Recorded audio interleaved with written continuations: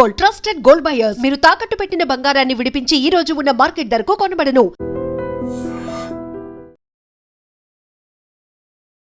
నమస్తే, welcome to I dream weekend update with కవిత.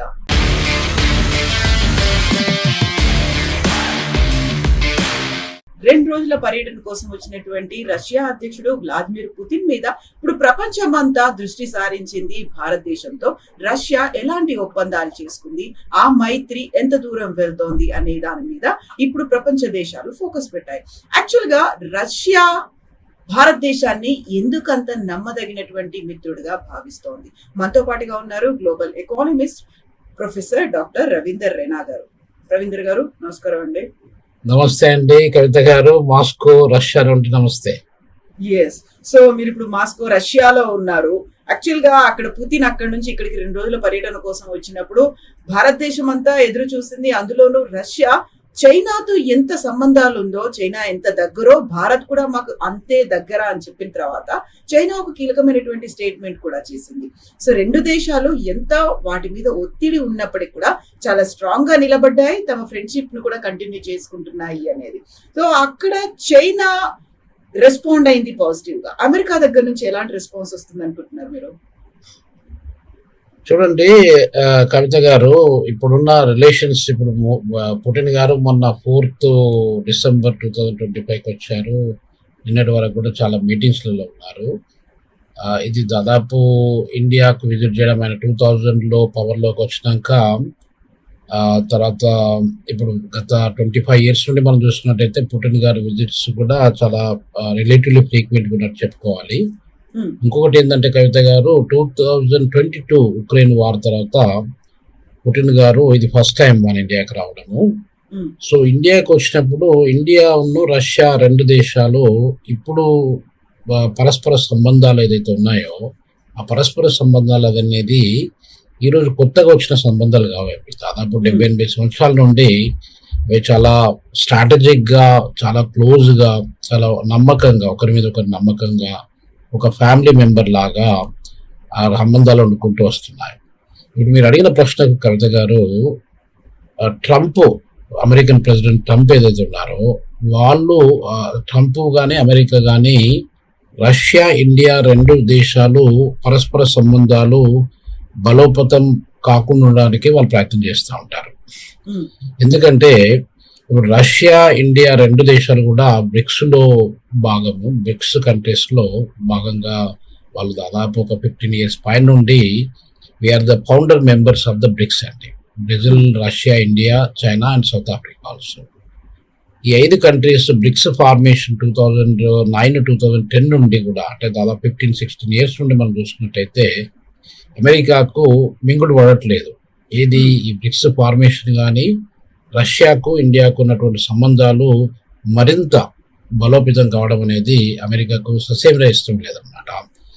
ఇంకొక point ఏంటంటే కవిత గారు, ఇప్పుడు యుద్ధం జరుగుతుంది, ఉక్రెయిన్కును రష్యాకు యుద్ధం జరుగుతుంది. దాదాపు ఇప్పుడు కొత్త జరిగే యుద్ధం కాదు, అది అరౌండ్ 4 years దగ్గరకు వస్తుంది. ఇప్పుడు మళ్ళీ ఫిబ్రవరి 2022లో స్టార్ట్ అయిన యుద్ధము ఇప్పుడు మన ఫిబ్రవరి 2026 వచ్చినట్టయితే ఆల్మోస్ట్ 4 years, ఇంకొక 2 months లో 4 years అయిపోతుంది. అది అంటే ఈ 4 years లోపట్ల మన ఇండియా స్టెప్ ఇన్ అయిపోయి, ఇండియా వాళ్ళ దగ్గర అంతకుముందు ఆయిల్ మనం యుక్రెయిన్కు, రష్యాకు యుద్ధం జరిగే కంటే ముందు ఆయిల్ ఎంత పర్చేజ్ చేస్తున్నాము, ఇప్పుడు ఎంత పర్చేజ్ చేస్తున్నాం అనేది 2 పరీక్షలు చేసినట్టయితే యుద్ధం తర్వాత మనం ఎక్కువ మొత్తంలో ఆయిల్ పర్చేజ్ చేస్తున్నాం. 38% ఆఫ్ ద ఆయిల్ రష్యా, అంటే మన నీడ్స్ లో దాదాపు 80-85% of the total India's needs మనం రష్యా నుండి పర్చేజ్ చేస్తున్నాం. రష్యాలో అమ్మే ఆయిల్లో చూసుకున్నట్టయితే మనం 38% పర్చేజ్ చేస్తున్నాము, చైనీస్ వాళ్ళు 49% పర్చేజ్ చేస్తున్నాం. అంటే మేజర్ పోర్షన్ ఆయిల్ రష్యా నుండి చైనా ఒక సైడు, భారతదేశం రెండో సైడు పర్చేజ్ చేసుకుంటూ వస్తుంది. ఇప్పుడు పుటిన్, మన ట్రంప్ గారు ఏం చెప్పుకుంటూ వస్తున్నారంటే, మీరు రష్యా నుండి ఆయిల్ కొనడం మానేయండి. మానేసినట్టయితే వాళ్లకు ఎకనామికల్ గా వాళ్ళు బలహీనం పడతారు, అంటే వీక్ అయిపోతారు. వీక్ అయినట్టయితే వాళ్ళు ఆటోమేటిక్గా యుద్ధం అనేది కంటిన్యూ చేయరు, యుద్ధం అనేది ఆపేస్తారు. సో యుద్ధం అనేది ఆపడానికి మీ దగ్గర రిమోట్ కంట్రోల్ మీ దగ్గర ఉంది. అని చెప్పి మన మీద చాలా రకాలుగా ట్రంప్ గారు రకరకాల రెస్ట్రిక్షన్స్, రకరకాల కండిషన్స్ పెట్టుకుంటూ వస్తున్నారు. దాంట్లో ఈ మధ్యన మనకు 50% టారిఫ్స్ పెంచడం కానీ, H1B వీసాల గురించి కానీ, ఇంకా రకరకాల కండిషన్స్ పెట్టుకుంటూ వచ్చారు. సో అమెరికాకు ససేమిర బ్రిక్స్ బలోపేతం కావడం అనేది అసలు ఇష్టం లేదు. ఇప్పుడు బ్రిక్స్ లో మనం 10 దేశాలు ఉన్నాయండి. 10 దేశాలతో పాటుగా ఇంకొక 40-50 దేశాలు కూడా జాయిన్ కావడానికి సిద్ధంగా ఉన్నాయి. సో ఇప్పుడు BRICS formation, BRICS economic political bloc అనేది స్ట్రాంగ్ అవుతున్న కొద్దీ అమెరికా వేరే డైరెక్షన్ లో వీక్ అవుతున్నట్టే లెక్క. సో కాబట్టి ఈ 2 దేశాలు అంటే ఇప్పుడు డిఫెన్స్ పరంగా కావచ్చు, లేకపోతే టెక్నాలజీ పరంగా కావచ్చు, ఇంకా ఎమర్జెన్సీ అసిస్టెన్స్ కావచ్చు, సెక్యూరిటీ పరంగా కావచ్చు, ఇట్లా ఏ విషయంలో తీసుకున్నా కూడా మనకు రష్యాకు చాలా మంచి సంబంధాలు ఉన్నాయి. అసలు మొత్తం మీద ఇప్పుడు ప్రపంచంలో ఉన్నటువంటి అన్ని దేశాలతో మనం కంపేర్ చేసినట్టయితే ఒక్కోసారి రిలేషన్షిప్స్ అనేది కొంచెం స్ట్రెయిన్ అవుతూ ఉంటాయి. రిలేషన్షిప్స్ అనేది కొంచెం మారుతూ వస్తూ ఉంటాయి. లీడర్షిప్ లో చేంజ్ కావచ్చు, లేకపోతే కంట్రీ యొక్క ఎకనామిక్ సిచ్యువేషన్ కావచ్చు, సర్కమ్స్టాన్స్ కావచ్చు, వీటన్నిటిని వెయిట్ చేసుకుంటే అవి చేంజ్ అవ్వకుంటూ వస్తుంటాయి అన్నమాట. మనకు వాళ్ళకు మాత్రము కాన్స్టెంట్ గా, సస్టైనబుల్ గా, ఒక పద్ధతి ప్రకారంగా స్ట్రాటజిక్ గా మన రిలేషన్షిప్స్ అనేది బాగా డెవలప్ అవ్వకుంటూ వచ్చాయి. సో కాబట్టి అమెరికాకు, మీరు అడిగిన ప్రశ్నకి, అమెరికాకు అస్సలు మనకు రష్యాకు మంచి సంబంధాలు ఉండడం అనేది నచ్చదు.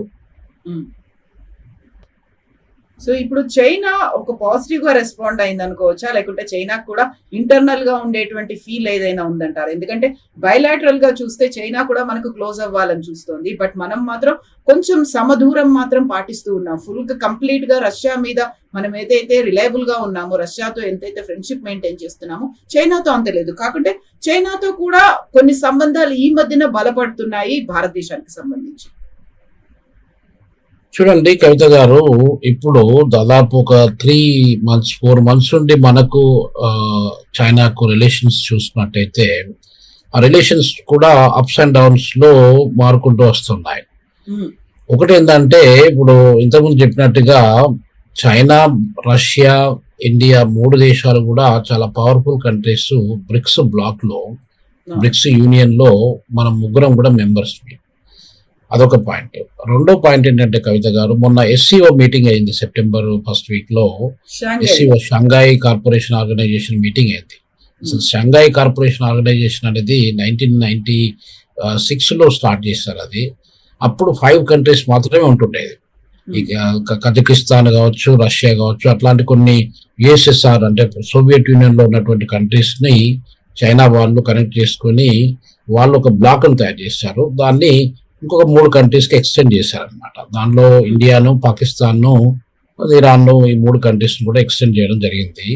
దాంట్లో భాగంగా పుటిన్ గారు, తర్వాత నరేంద్ర మోడీ గారు, మన ప్రైమ్ మినిస్టర్ ఆఫ్ ఇండియా, వాళ్ళు అక్కడికి SCO మీటింగ్ కూడా వెళ్ళడం జరిగింది.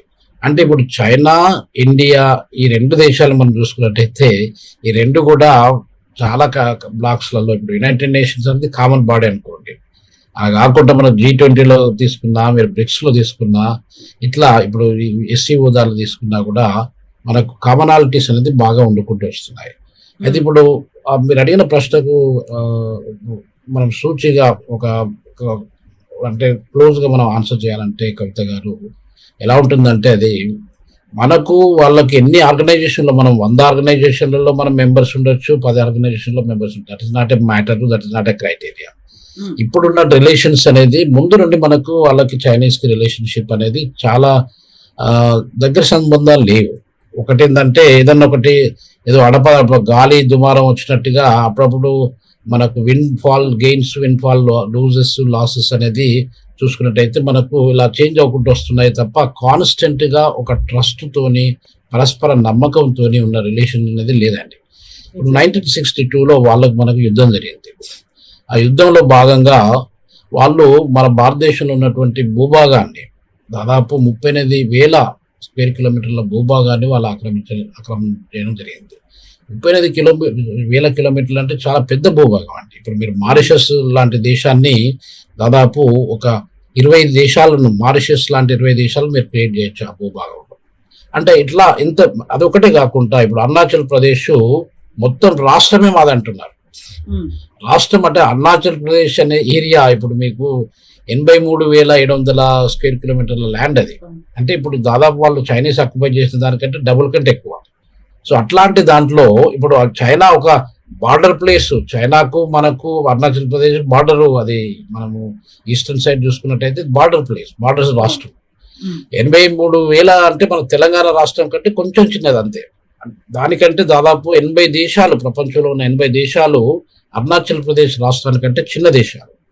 సో అట్లాంటి దాన్ని మొత్తం రాష్ట్రమే మాదంటున్నారు. మొన్న ఒకటి మీకు చూసుంటారు, పేమా అని ఒక అమ్మాయిని, ఆమె లండన్ నుండి వస్తుంటే అక్కడ డిటైన్ చేసి ఒక 18 hours పాటుగా డిటైన్ చేసి అది చేయడం జరిగింది. దాంట్లో వాళ్ళు మళ్ళీ స్పెల్ అవుట్ చేశారు. అంటే ఇప్పుడే కాదు, అది మావో జడాంగ్ టైం లోపల నుండి ఇప్పటి వరకు, ఇప్పుడు సీ జిన్పింగ్ టైం లోపల కూడా వాళ్ళు 5 finger థియరీ అని చెప్పి ఒకటి చెప్పుకుంటూ వస్తారు. 5 fingerలో ఇప్పుడు లడాక్, మన కాశ్మీర్లో ఉన్న లడాక్ ఏరియా కావచ్చు, లేకపోతే మన ఇది ఉత్తరాఖండ్ స్టేట్ లో ఉన్నటువంటి కొన్ని భాగాలు కావచ్చు, వాటితో పాటుగా ఇప్పుడు అరుణాచల్ ప్రదేశ్, ఈ 3 సిక్కిం కూడా, ఇవి ఈ రీజన్స్ తో పాటుగా నేపాల్, భూటాన్ కూడా మాది అని చెప్పి వాళ్ళు చేసుకుంటూ వస్తున్నారు. అది 5 finger థియరీ అనేది ఇప్పుడు కాదు, మావో టైం లోపల నుండి వండుకుంటూ వచ్చింది. ఇప్పుడు ఏం జరుగుతుంది, ఇట్లాంటి మనకు మిస్ట్రస్ట్, మిస్అండర్స్టాండింగ్స్, కన్ఫ్యూజన్, కాంప్లెక్సిటీ ఇలా వండుకున్నప్పుడు, అంబిగ్యూటీ ఇలా ఉన్నప్పుడు ఏమవుతుందంటే పరస్పర రిలేషన్షిప్, నమ్మకము, రెస్పెక్ట్ అనేది లేకుండా అయిపోతుంది. ఇప్పుడు చైనా అనేది అంత పెద్ద దేశం, మనకంటే దాదాపు 3 రెట్లు చైనా భూభాగంలో పెద్ద దేశం.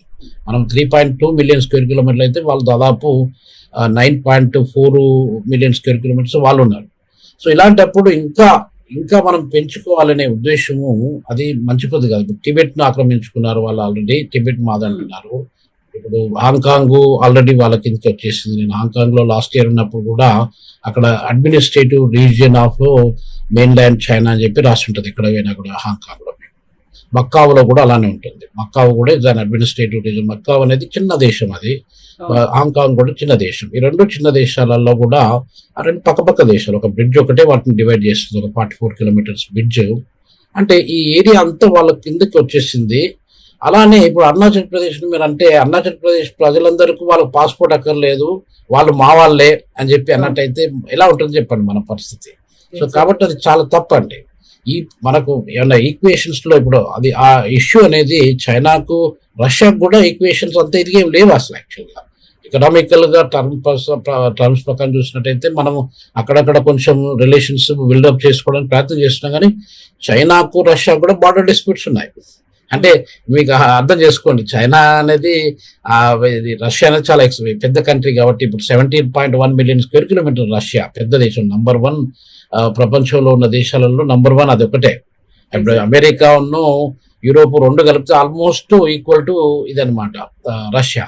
సో ఎలాంటి డిస్ప్యూట్స్ ఉన్నప్పుడు కవిత గారు ఏమవుతుందంటే మనం నమ్మకం అనేది పోతుంది అనమాట. ఇప్పుడు సపోజ్ మన అన్నదమ్ములు కావచ్చు, మన పక్కనున్న నైబర్స్ కావచ్చు, మన విలేజ్లలో తెలంగాణలో కానీ ఆంధ్రాలో కానీ గెట్టు జరుపుకోవడం, అంటే సరిహద్దు ఏదైతే ఉంటుందో భూములలో జరుపుకోవడం కానీ, లేకపోతే ఏదైనా డిస్ప్యూట్స్, కాన్ఫ్లిక్ట్స్ వస్తూ ఉంటే అది ఎప్పుడు కూడా మంచిది కాదు. అది రెస్ట్లెస్నెస్ ఎంకరేజ్ చేస్తూ ఉంటుంది.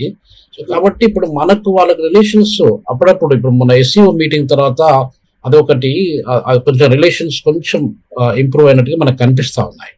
అదొకటే కాకుండా ఇప్పుడు కామన్ ఎనిమీ ఎవరైతే ఉన్నారో మనకు అమెరికా కామన్ ఎనిమీ కాబట్టి, చైనా ఉన్ను ఇండియా 2 ఒకటైనట్టయితే అమెరికాను మనము ఫేస్ చేయొచ్చు, అమెరికాకు మనం ధీటుగా సమాధానం చెప్పొచ్చు. సో దాంట్లో భాగంగా రష్యా కొంచెం మనకు దగ్గరికి అయ్యి తర్వాత కొంచెం రిలేషన్షిప్ ఇంప్రూవ్ చేసుకోవడం కానీ, లేకపోతే ఇప్పుడు మనకు Beijing to New Delhi flights start కావడం కానీ, ఇట్లాంటి కొన్ని డెవలప్మెంట్స్ ర్యాపిడ్గా జరుపుకుంటాయి గత 3 నెలల్లో చూస్తున్నాం.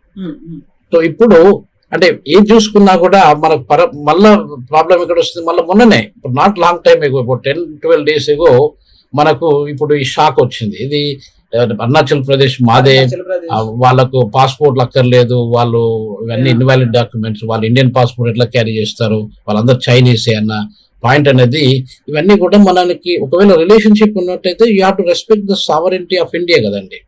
ఇండియన్ సావరెంటీని రెస్పెక్ట్ చేయకుండా, ఇండియన్ భూభాగాన్ని, ఇండియన్ టెరిటోరియల్ ఇంటిగ్రిటీని మీరు రెస్పెక్ట్ చేయకుండా మీరు మాది అని చెప్పి అన్నట్టయితే అది చాలా తప్పండి. సో ఇట్లా రిలేషన్స్ చూసుకున్నట్టయితే అది లాంగ్ లాస్టింగ్ గా మనకు ఏదో రకంగా చైనా మనల్ని ఎప్పుడో ఒకసారి మోసం చేసి దెబ్బతీస్తుంది అన్న కాన్సెప్ట్, ఆ ఫీలింగ్ అనేది భారతీయులకు కానీ భారతదేశానికి కానీ అలా రాకూడదండి. సో అలా ఉన్నప్పుడు ఎప్పుడైనా కూడా రిలేషన్షిప్ అంత బాగుంటుంది. సో ఇప్పుడు మీరు ఎలాగో మాస్కోలో ఉన్నారు, రష్యాలో ఉన్నారు, ఒక సమ్మిట్ కి హాజరవడానికి వెళ్ళారు. అక్కడ ఉన్నటువంటి ఎకనామిక్స్ కావచ్చు, లేకున్నట్టయితే అక్కడ ఉన్నటువంటి ఎక్స్పర్ట్స్ ఈ రెండు దేశాల మధ్య ఉన్నటువంటి రిలేషన్స్ ని ఎలా చూస్తున్నారు? మనమైతే రష్యా దగ్గర నుంచి ఒక మేము సెల్ చేయట్లేము, మేము షేర్ చేసుకుంటున్నాము అనేటువంటి ఒక మాటను పుతిన్ అన్నప్పుడు మన వాళ్ళు దాన్ని చాలా వెల్కమ్ చేస్తున్నారు. అక్కడున్న వాళ్ళు భారతదేశంతో ఉన్నటువంటి ఫ్రెండ్షిప్ కావచ్చు, బయలాటరల్ రిలేషన్స్ ని ఎలా చూస్తున్నారు? కవిత గారు, నాకు రష్యాతో పర్సనల్ గా సంబంధం దాదాపు 5 సంవత్సరాల పైన నుండి ఉందండి. నేను every year at least 1 or 2 times నేను రష్యాకి వస్తా ఉంటానండి.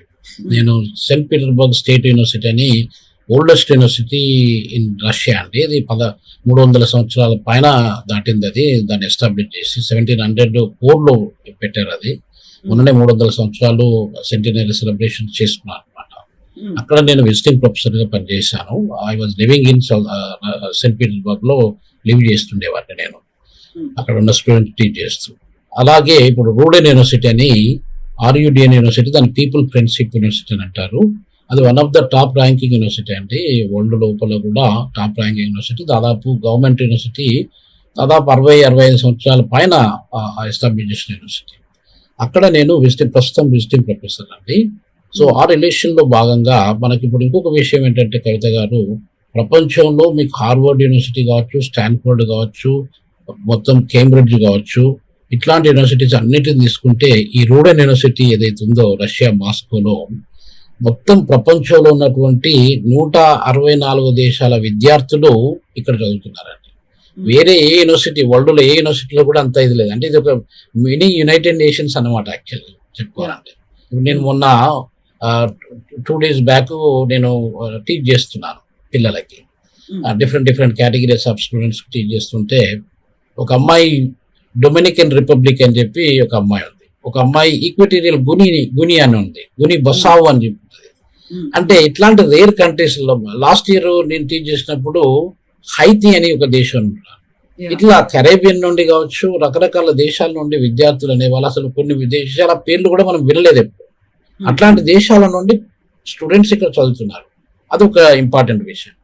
సో ఇప్పుడు మీరు అడిగిన ప్రశ్నకు మనము ఆన్సర్ చేయాలంటే కవిత గారు, ఇప్పుడు అంటే రష్యన్ స్టూడెంట్స్ ఎక్కువ శాతం ఉంటారు, ఆఫ్రికన్ స్టూడెంట్స్ కావచ్చు, ఏషియన్ స్టూడెంట్స్ కావచ్చు, ఇప్పుడు మనకు చైనీస్ స్టూడెంట్స్ కూడా ఇక్కడ చాలా మంది ఉంటారండి. అలానే మనకు మలేషియన్ స్టూడెంట్స్ కనిపిస్తూ ఉంటారు, కొరియన్ స్టూడెంట్స్ కనిపిస్తూ ఉంటారు. లాస్ట్ టైం అక్కడ దీనిలో సెయింట్ పీటర్బర్గ్ స్టేట్ యూనివర్సిటీలో టీచ్ చేసినప్పుడు కూడా I taught Chinese students, I taught Japanese students, Korean students, Poland student కూడా ఒకరిద్దరు ఉండేవాళ్ళు. మెజారిటీ పీపుల్ మన రష్యన్స్ అనుకోండి. సో ఇట్లా ఉంది ఇక్కడ కంపోజిషన్. అయితే ఇంకొక పాయింట్ ఏంటంటే రష్యన్స్ ఇండియన్స్ ని ఎలా చూస్తారు అనేది ఒక పాయింట్. ఈ రెండు రోజుల సంబంధాల నేపథ్యంలో ఇంకా అడ్వాన్స్డ్ అయ్యాయి, ఇంకా ప్రోగ్రెస్ గా వెళ్తున్నాయి కాబట్టి ఇండియన్స్ అంటే రెస్పెక్ట్ ఉందండి ఇక్కడ. అది ఇప్పుడు నేను చాలా దేశాలు, దాదాపు 50 పైగా దేశాలు తిరిగి చూస్తే, కొన్ని దేశాలలో రెస్పెక్ట్ అనేది అన్ని దేశాలలో అదే లెవెల్ ఉండాలంటే కష్టమైపోతుంది. రష్యాకు మనకు రిలేషన్షిప్ ముందు నుండి దాదాపు 70 సంవత్సరాల నుండి మనకు రిలేషన్షిప్, మనకు జవహర్లాల్ నెహ్రూ టైంలో నుండి కూడా మనకు మంచి రిలేషన్షిప్ మెయింటైన్ అవ్వకుండా వచ్చింది. ఇప్పుడు మనం ఎకనామిక్ ప్లానింగ్, 5 year ప్లానింగ్ లో చూసినట్టయితే 2వ పంచవర్ష ప్రణాళిక కూడా రష్యన్స్ మనకు మద్దతు ఇచ్చారు. స్టీల్ ప్లాంట్స్ ని ఎస్టాబ్లిష్ చేసుకోవడానికి కానీ, డిఫెన్స్ లో కానీ అన్ని రకాలుగా మద్దతు ఇచ్చారు. ఇప్పుడు రష్యన్స్ ఇండియాని ఎలా చూస్తున్నారంటే, దాదాపుగా మీకు మెజారిటీ పర్సెంట్ 80% పైన రష్యన్స్ కి ఇండియన్స్ అంటే ఇష్టం అండి. అంటే వాళ్ళు ఇండియా అంటే చాలా peaceful people, peace loving people, స్టేబుల్గా ఉంటారు, ఇంటెలిజెంట్ పీపుల్. సో కాబట్టి వాళ్ళతో మంచి రిలేషన్షిప్ ఉండాలి అని చెప్పి మనం ఆయిల్ కూడా అందుగురించే వాళ్ళ దగ్గర ఎక్కువ కొనుక్కుంటున్నాం. ఆయిల్ ఒకటే కాకుండా ఇంకొక విషయం ఏంటంటే కవిత గారు, డిఫెన్స్ టెక్నాలజీస్ ని వీళ్ళు మన ఇప్పుడు అమెరికన్స్ తర్వాత ఫ్రెంచ్, అమెరికా, జర్మనీ ఈ దేశాల తర్వాత రష్యా కూడా చాలా పెద్ద మొత్తంలో డిఫెన్స్ టెక్నాలజీని అమ్ముతూ ఉంటుంది. ఆఫ్రికా దేశాలకు కావచ్చు, ఇండియా కావచ్చు, వేరే. ఇప్పుడు మొత్తము ఎక్స్పోర్ట్స్ ను మనము డిఫెన్స్ ఎక్విప్మెంట్, ఆర్మ్స్, అమ్యునేషన్స్ చూసుకున్నట్టయితే గత దాదాపు 2019 నుండి 2023-24 మధ్యన ఇప్పుడు 5 years పాటు చూసుకున్నట్టయితే almost 31% of the total defence equipment అనేది రష్యా వాళ్ళు సప్లై చేస్తుండేది ప్రపంచ దేశాలన్నిటికీ. అది ఇప్పుడు చాలా వరకు తగ్గిపోయింది, అది 12% పడిపోయింది. అని అంటే ఆ 12% పడిపోతే మరి ఇండియాకును రష్యాకు డిఫెన్స్ దాంట్లో ఏమైనా తగ్గిపోయిందంటే తగ్గలేదు. మనకు దాదాపు 34% మన దగ్గర ఇప్పుడు మనం ఫ్రాన్స్ నుండి కూడా కొనుక్కుంటూ ఉంటాము, రష్యా నుండి కూడా కొనుక్కుంటూ ఉంటాము. రష్యా మనకు మంచి అలాయి కాబట్టి రష్యా నుండి 34% ఆఫ్ డిఫెన్స్ ఎక్విప్మెంట్ మనం పర్చేజ్ చేస్తాం. సో ఇట్లా మనము ట్రేడ్ పరంగా వాళ్ళకు మనకు రిలేషన్షిప్ బాగుంది. పీపుల్ కూడా ఇప్పుడు మా స్టూడెంట్స్ కూడా కొన్ని క్వశ్చన్స్ అడుగుతుంటారు, బ్రిక్స్ గురించి కానీ గ్లోబల్ ఎకనామీ గురించి కానీ టీచ్ చేసినప్పుడు కొన్ని క్వశ్చన్స్ చేస్తూ ఉంటారు మన రెండు దేశాల మీద ఉన్నటువంటి పరస్పర సంబంధాల గురించి.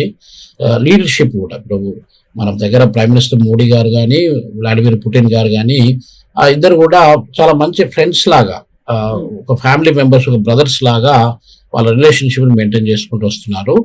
ఇప్పుడు ఇంకొకటి ఏంటంటే మనకు మొన్న జస్ట్ ఒక 2 days బ్యాక్ సర్ప్రైజింగ్ ఏంటంటే వ్లాడిమిర్ అని చెప్పి రొజోమి అని ఇక్కడ నా కొలీగ్, ఆయన నాకు ఒక వీడియో చూపిస్తున్నాడు. ఏం వీడియో చూపిస్తున్నాడు అంటే ఏ మీరా దోస్తి అని చెప్పి ఒక పాట ఉంది కదా అమితాబ్ బచ్చన్ది, ఆ పాటను చూపించుకుంటూ ఒక కార్టూన్ క్రియేట్ చేశారనమాట. ఆ కార్టూన్ ను పుటిన్ మోడీ ఎలా ఎంజాయ్ చేస్తున్నారు బైక్ మీద, మోటార్ బైక్ మీద అనేది చూపించారనమాట. అంటే నాకంటే ఎక్కువగా ముందు వాళ్ళు చూపిస్తున్నారంటే ఆ అనుబంధం అనేది, ఆ రెస్పెక్ట్ అనేది రష్యన్స్ చాలా ఉంది.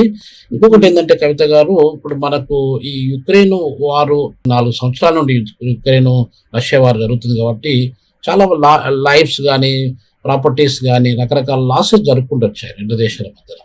ఇప్పుడు వాళ్లకు లేబర్ షార్టేజ్ కూడా ఉంది. అది సెమీ స్కిల్డ్ లేబరర్స్ కావచ్చు, మామూలు లేబరర్స్ కావచ్చు. నేను మొన్న ఫ్లైట్లో వస్తుంటే 2 weeks బ్యాక్ మనకు ఇండియా నుండి చాలా మంది, అసలు జనరల్గా రష్యాకు ఇండియా నుండి కానీ వేరే దేశాల నుండి కానీ తక్కువ మంది వస్తూ ఉంటారు. ఇండియా నుండి చాలా మంది వచ్చారు ఈ మధ్యన. నేను ఆడ ఇమిగ్రేషన్ కౌంటర్లో మామూలుగా ఇమిగ్రేషన్ చెక్, అది పాస్పోర్ట్ అదంతా క్లియర్ చేసుకోవడానికి కంట్రోల్లో ఉన్నప్పుడు కూడా చాలా మంది ఇండియన్స్ కనిపించారు నాకు. నేను కొంతమందితో మాట్లాడాను కూడా. మాట్లాడుతూ వాళ్ళు ఏం చెప్తున్నారంటే, సార్ మేము ఇక్కడ పనిచేయడానికి వస్తున్నామని చెప్తున్నారు. పాయింట్ ఏంటంటే దాదాపు భారతదేశం నుండి 1 million 10 లక్షల వరకు స్కిల్డ్ లేబరర్స్ కావచ్చు, సెమీ స్కిల్డ్ లేబరర్స్ కావచ్చు, వీళ్ళకి అవసరం ఉంది. ఆ అవసరాన్ని ఫుల్ఫిల్ చేయడానికి కూడా మన పీపుల్ ఇక్కడికి రావడానికి ఒక పరస్పర సంబంధము, ఒక రకమైన అగ్రిమెంట్ జరిగిందండి. సో అగ్రిమెంట్ లో భాగంగా చాలా మంది వస్తున్నారు. ఇది ఒక ఫస్ట్ వేవ్ అనుకోండి. వచ్చే సంవత్సరాలలో కూడా చాలా పెద్ద మొత్తంలో రావడానికి ఉంటుంది. ఇప్పుడు మీరు మొత్తము గణాంకాలలో చూసుకున్నట్టు, స్టాటిస్టిక్స్ చూసుకున్నట్టయితే కవిత గారు, ఇప్పుడు మన రష్యాలో లివ్ చేసే పీపుల్ ఎంతమంది ఉన్నారు మన ఇండియన్ గవర్నమెంట్ లెక్క ప్రకారం అంటే 15,000 పీపుల్ మాత్రమే ఉన్నారండి. రష్యాలో అంటే రష్యాలో Moscow is the biggest city. మనకు ముంబై, కంట్రీ మొత్తం మీద అండి, కంట్రీ మొత్తం మీద. ఇప్పుడు మిగతా కంట్రీస్ సైబీరియన్ కానీ, కజాన్ కానీ, లేకపోతే రకరకాల ప్రాంతాలు, సైబీరియన్ సైడ్ అట్లా వెళ్ళినట్టయితే వ్లాడివోస్టాక్ సైడ్ అక్కడ పెద్ద పీపుల్ లీవ్ చేయరండి. 75% ఆఫ్ ద పీపుల్ మీకు సెయింట్ పీటర్బర్గ్, కజాను ఇట్లాంటి ప్లేస్లనే, మాస్కోలోనే ఉంటారు తప్ప మిగతా రష్యా పెద్ద దేశం కానీ డెన్సిటీ అనేది చాలా తక్కువ అండి. సో అక్కడ మీకు ఇండియన్స్ చాలా తక్కువ. అంటే ఇప్పుడు ఇండియన్ రెసిడెంట్స్ కూడా కొన్ని ఉన్నాయనుకోండి, కాకపోతే 15,000 అఫీషియల్ లెక్కల ప్రకారము 15,000 మంది అంటే నథింగ్ అండి. 15,000 మంది భారతీయులు ఇక్కడ ఉంటున్నారంటే నథింగ్. అది కాకుండా మన స్టూడెంట్స్, అంటే ఇప్పుడు మెడిసిన్ ఇక్కడ చదువుకోవడానికి వచ్చే స్టూడెంట్స్ కావచ్చు, ఇంజనీరింగ్, ఇప్పుడు నేను చాలా మంది జియో ఇన్ఫర్మాటిక్స్ లో చదువుకునే వాళ్ళు కావచ్చు, ఇంజనీరింగ్ లో చదువుకునే వాళ్ళు కావచ్చు, అట్లాంటి వాళ్ళను ఆర్కిటెక్చర్ లో కావచ్చు, ఇట్లా చాలా మంది లాలో కూడా, లీగల్ లాస్ లో కూడా చాలా మంది స్టూడెంట్స్ నేను కలిశాను, మన భారతీయ స్టూడెంట్. అట్లా చూసుకున్నట్టయితే కొంతమంది చెప్పే లెక్కల ప్రకారంగా ఒక 60,000 మంది వరకు ఉండొచ్చు అని చెప్పి. అంటే మన భారతదేశ పాపులేషన్ అనేది, ఇప్పుడు మీరు అదే సౌత్ ఆఫ్రికాకి వచ్చినట్టయితే, సౌత్ ఆఫ్రికాలో కానీ వేరే ఆఫ్రికా దేశాల్లో కానీ మన భారతీయులు ఇక్కడికంటే చాలా పెద్ద మొత్తంలో ఉండడానికి ఆస్కారం. సో మన నంబర్స్ రిలేటివ్లీ చాలా తక్కువగా ఉన్నారు ఇక్కడ.